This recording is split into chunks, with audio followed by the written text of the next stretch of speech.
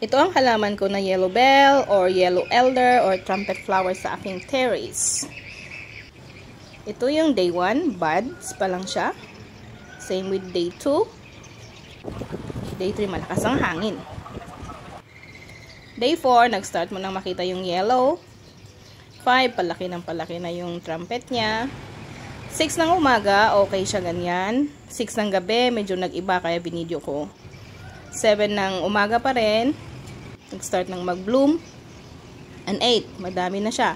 Full bloom na siya ng 9. And 10, ito na yung pinakamagandang bloom niya.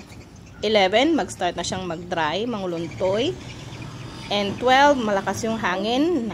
Nalaglag na yung iba sa 13. Needles na lang nakikita sa day 14 at isang trumpet.